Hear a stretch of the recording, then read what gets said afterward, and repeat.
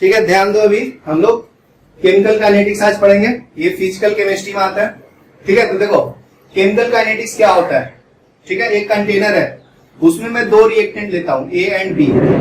ठीक है, तो ये गैस फॉर्म में है, ये आपस में कोलाइड कर रहे होंगे क्योंकि गैस पार्टिकल्स मूव करते रहते हैं एक्स वाई जेड डायरेक्शन में। ठीक है, ये मैं फिजिक्स में पढ़ाऊंगा कि जो गैस पार्टिकल्स होते हैं वो तीनों डायरेक्शन में मूव करते हैं एक्स वाई जेड में। तो अगर ए और बी रिएक्टेंट है तो ये आपस में मिलकर क्या बना रहा है, सी एंड डी। ए और बी क्या है आपका रिएक्टेंट है, सी और डी क्या है प्रोडक्ट है।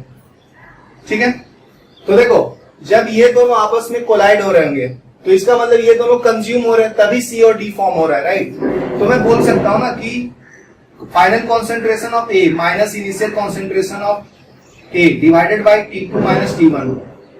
ठीक है, ये हो गया इसका रिएक्शन करने का स्पीड, तो इसको बोलते हैं हम लोग रेट ऑफ रिएक्शन। ठीक है, इसको 1 ले लेता हूं। तो सिमिलरली बी भी कम हो रहा होगा, राइट, क्योंकि ये आपस में ही दोनों कंज्यूम होकर सी और डी बना रहा है। तो जो बी है वो होगा BF minus BI by T2 minus T1। ये भी आपका क्या है rate of reaction. Similarly C and D के लिए भी लिखूंगा तो वो क्या आएगा CF minus CI by T2 minus T1। ये जो रेट ऑफ रिएक्शन है ना उसको मैं शॉर्ट फॉर्म में R लिखता हूं। R क्या आपका रेट ऑफ रिएक्शन, और ये आपका थर्ड है। फोर्थ क्या लिख सकता हूं मैं DF minus DI by T2 minus T1। तो देखो सबके लिए टाइम सेम है, लिया हूं T2 माइनस T1, इसके लिए भी, इसके लिए भी, इसके लिए भी। ठीक है, तो देखो मैं सिंपल बताता हूं तुमको, यहां पे हो क्या रहा है, ये जिस स्पीड से कम हो रहा है ना ए एंड बी, उसी स्पीड से सी और डी फॉर्म हो रहा है। ठीक है, तो इसको बोलते हैं हम लोग रेट ऑफ रिएक्शन। सिमिलरली मैं एक और तरीके से समझाता हूं। देखो मेरे पास 10 रुपीज है, तुमको मैं 10 रुपीज देता हूं, तो जिस स्पीड से मेरे पास पैसे कम हो रहे हैं उसी स्पीड से तुम्हारे पास बढ़ रहे हैं ना, तो उसको बोलते हैं हम लोग रेट ऑफ रिएक्शन। तो ये सब आपस में इक्वल होंगे। ठीक है, तो मैं यहां पे क्या लिख सकता हूं, फ्रॉम 1 2 3 एंड 4 क्या लिख सकता हूं, आपस में ये सब इक्वल होंगे। ठीक है, तो AF minus AI by T2 minus T1 equal to BF minus BI by T2 minus T1 equal to CF minus CI divided by T2 minus T1 equal to BF minus DI by T2 minus T1। ठीक है, इसको हम लोग बोलते हैं R क्या आपका rate of reaction. तो देखो ये सब आपस में इक्वल है, तो ये जो रिएक्टेंट है ना ये होगा कम, कंज्यूम होगा, राइट, और ये होगा फॉर्म, ये होगा प्रोड्यूस, ये होगा आपका प्रोड्यूस, ये क्या होगा कंज्यूम। जब कंज्यूम हो रहा होगा तो ये कम हो रहा होगा तो माइनस साइन आएगा, और प्रोड्यूस हो रहा है तो प्लस साइन आएगा। ठीक है, तो इसको हम लोग केमिस्ट्री लैंग्वेज बोलते हैं रेट ऑफ डिसअपीयरेंस। ठीक है, और ये दोनों फॉर्म हो रहे हैं तो इसको बोलते हैं हम लोग rate of appearance, rate of appearance. ठीक है, यहां तक लिख लीजिए, फिर मैं आगे बताऊंगा।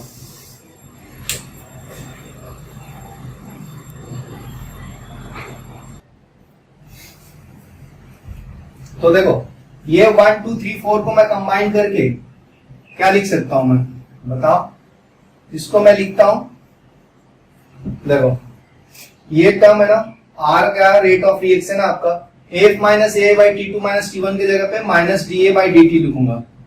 ठीक है, तो ये देखो change in concentration of A with respect to time है ये। ठीक है, माइनस साइन क्यों लगा है, क्योंकि ये रेट ऑफ डिसअपीयरेंस है, तो similarly minus DB by DT आएगा, सिमिलरली DC बाई DT आएगा, और DD बाई DT आएगा, राइट। तो ये सिंपल फॉर्म में ऐसे लिख सकते हैं। ठीक है, तो ये दोनों को क्या बोलते हैं, रेट ऑफ डिसअपीयरेंस, और ये जो पॉजिटिव है उसको बोलते हैं रेट ऑफ अपीयरेंस। ठीक है, तो अभी देखो अगर मैं तुम्हें पूछूं कि रेट का यूनिट क्या आएगा तो क्या बताओगे, रेट का यूनिट क्या होगा। देखो ये जो ए है वो है आपका कॉन्सेंट्रेशन, क्या है, कॉन्सेंट्रेशन, और नीचे क्या है, टाइम। ठीक है, तो कॉन्सेंट्रेशन का यूनिट क्या होता है, मोलरिटी होता है, और टाइम का यूनिट सेकेंड होता है। तो अगर शॉर्ट फॉर्म में लिखूं तो आर इक्वल टू, मोलरिटी को कैपिटल एन से रिप्रेजेंट करता है, सेकेंड को एस से, तो आर इक्वल टू मोलरिटी पर सेकेंड हो जाएगा। ठीक है, तो देखो मोलरिटी को मैं थोड़ा डिफाइन करता हूं, जिसको नहीं पता उसके लिए। मोलरिटी क्या होता है, number of moles of solute divided by, यहां तक डिवाइड करना, ठीक है, divided by volume of solution. ठीक है, तो मोल्स को हम लोग किससे रिप्रेजेंट करते हैं, एन से। ठीक है, वॉल्यूम को वी से, तो मोल्स का यूनिट हो जाता है मोल, और वॉल्यूम का यूनिट लीटर, तो ये मोल पर लीटर हो गया। मोलरिटी का दूसरा यूनिट क्या हो गया, मोल पर लीटर। तो इसको और सिंप्लीफाई करूं तो रेट ऑफ रिएक्शन का यूनिट क्या हो जाएगा, मोल पर लीटर इनटू सेकंड। ठीक है, तो ये दो यूनिट्स हो गए। ठीक है, क्योंकि ये यूनिट पूछता है इसलिए मैं बता रहा हूं। ठीक है, देखो और दूसरा यूनिट क्या आएगा, ये मोलरिटी को ना कभी कभी कॉन्सेंट्रेशन भी लिख देता है, और सेकंड, तो कॉन्सेंट्रेशन पर सेकंड भी होता है। ये 3 यूनिट्स हो गए, यहां तक लिख लो, फिर मैं आगे बताऊंगा।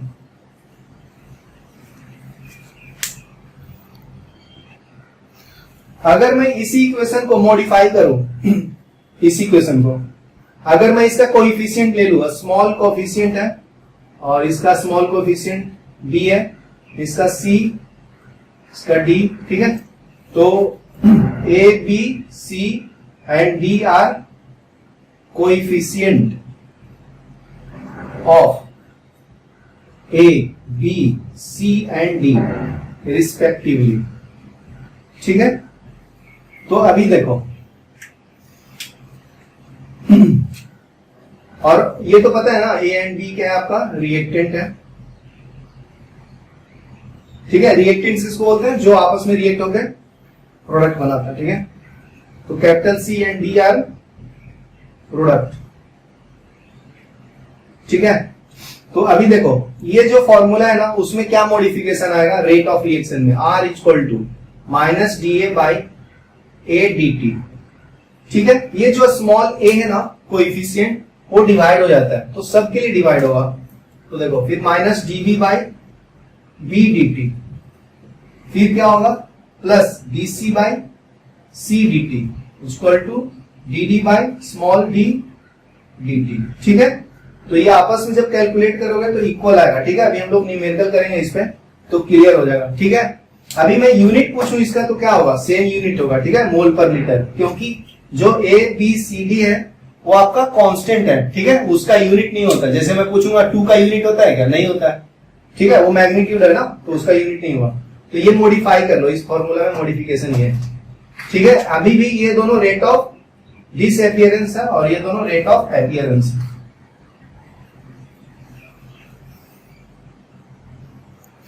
तो देखो अभी क्या हम लोग डिफिनेशन किसका लिखा है, रेट ऑफ रिएक्शन। तो इसको डिफाइन कैसे करेंगे, it is defined as change in concentration, ठीक है, of a designated species. Designated मतलब क्या है, रिएक्टेंट और प्रोडक्ट। तो रिएक्टेंट और प्रोडक्ट क्या कहा, प्रोडक्ट का अगर चेंज होगा कॉन्सेंट्रेशन में, ठीक है, जैसे ए और बी था तो इसका कॉन्सेंट्रेशन चेंज होगा, जैसे D A by D T with respect to time, तो इसको हम लोग बोलते हैं रेट ऑफ रिएक्शन। ठीक है, नेक्स्ट क्या है, एवरेज रेट।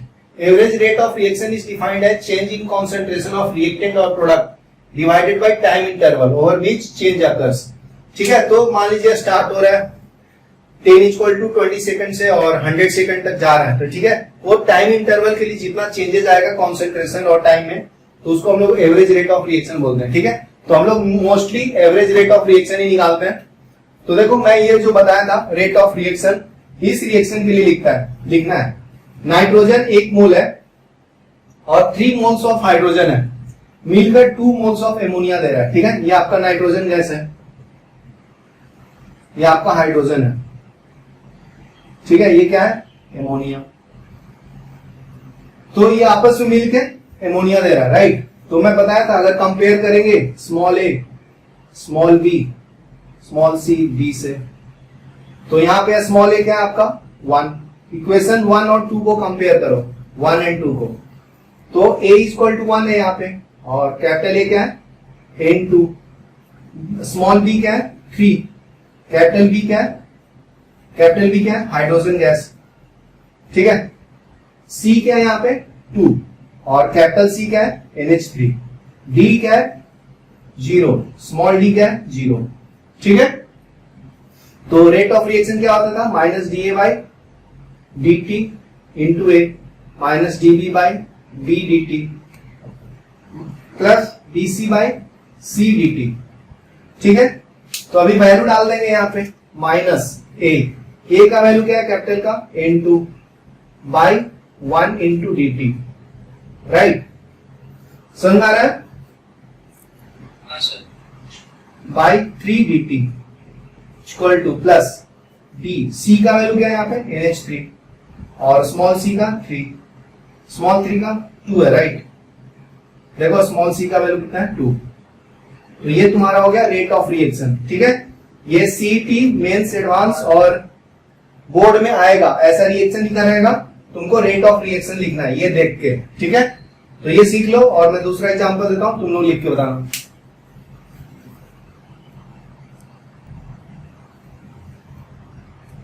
ठीक है। देखो यहां पे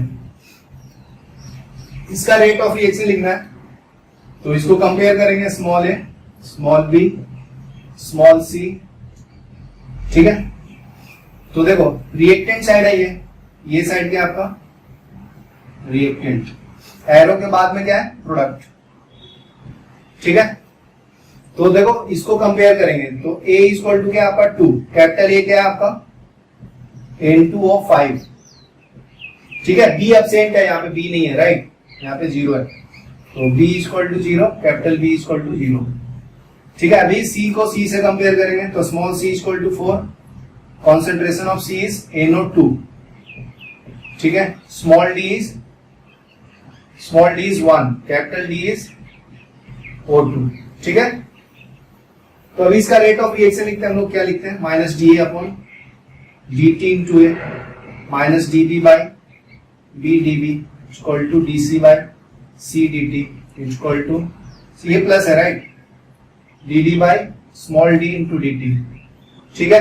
तो ये तो 0 है, ये है नहीं, एब्सेंट है, तो ये माइनस DA का है, DA का वैल्यू क्या है N2O5 बाई A का वैल्यू क्या है 2 dt equal to minus D, B का वैल्यू 0, तो ये तो 0 हो गया, राइट,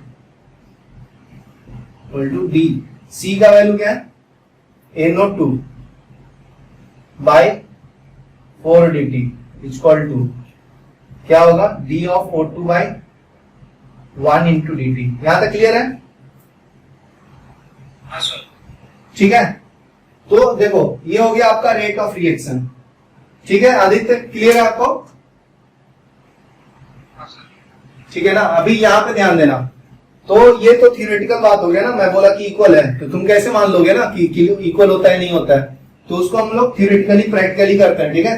तो देखो स्टार्ट में 0 से किया हूं, टाइम 0, ठीक है।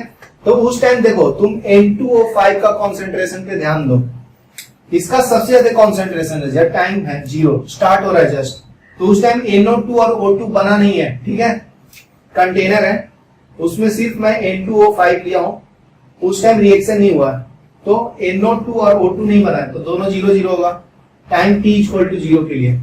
जैसे जैसे टाइम इंक्रीज हो रहा है, अभी 200 सेकंड हो गया, तो देखो इसका कॉन्सेंट्रेशन कम होगा, 0.03 है तो 0.2 हो गया, राइट, 13।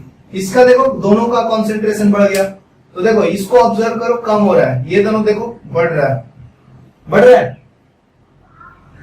ऑब्जर्व करो, देखो ये फिर कम हो गया 0.01 हो गया, और कम हो गया 0.0108 हो गया, देखो इसका कॉन्सेंट्रेशन बढ़ रहा है। तो ये वैल्यू मैं यहाँ पे चेक करूंगा, यहाँ पे मैं T2 को क्या ले लेता हूं, T2 को मैं 400 ले लेता हूं, और T1 को 200, ठीक है। ये आप T1 ले लो, ये आपका T2 हो गया, ठीक है। तो इस फॉर्मूले में मैं डालूंगा, तो R equal to minus D तो फाइनल कॉन्सेंट्रेशन क्या है, ये वाला N2O5 का, ये है 0.0152 minus this one 0.0213 divided by T2 का वैल्यू क्या लिया हूं मैं 400 माइनस 200। ये कॉन्सेंट्रेशन कैसे लिखा समझा ना, देखो पहले T2 का कॉन्सेंट्रेशन लिखेंगे 0.0152, यहां पे लिख दिया 0.0152, फिर माइनस T1 0.0213 ये, ठीक है। तो 400 माइनस 200 ये आ गया, ठीक है। तो सिमिलरली इनटू कितना लिखना पड़ेगा, देखो यहाँ पे 2 है तो ये 2 लिखना पड़ेगा। तो सिमिलरली क्या होगा, NO2 के लिए लिखेंगे, तो NO2 के लिए क्या है, देखो कॉन्सेंट्रेशन ऑफ T2 पे कितना कॉन्सेंट्रेशन इसका 0.0296 माइनस T1 कितना है 0.0174 डिवाइडेड बाय 400 माइनस 200, ठीक है। तो ये इक्वल किसके बराबर होगा, ये तीनों आपस में इक्वल होंगे dNO2/1 dt के बराबर। देखो यहाँ पे 4 से मल्टीप्लाई करना है तो राइट यहाँ पे मैं भी करूंगा 4 से, d of O2 time T2 पे O2 कितना है 0.0740, तो ये हो जाएगा 0.00740 माइनस 0.00435 डिवाइडेड बाय 400 माइनस 200, ठीक है। ये कैलकुलेट करो तो तीनों का वैल्यू इक्वल आएगा, ठीक है। इसका कैलकुलेट करना, इसका तुम लोग कैलकुलेट करो, मैं फिर बताता हूं।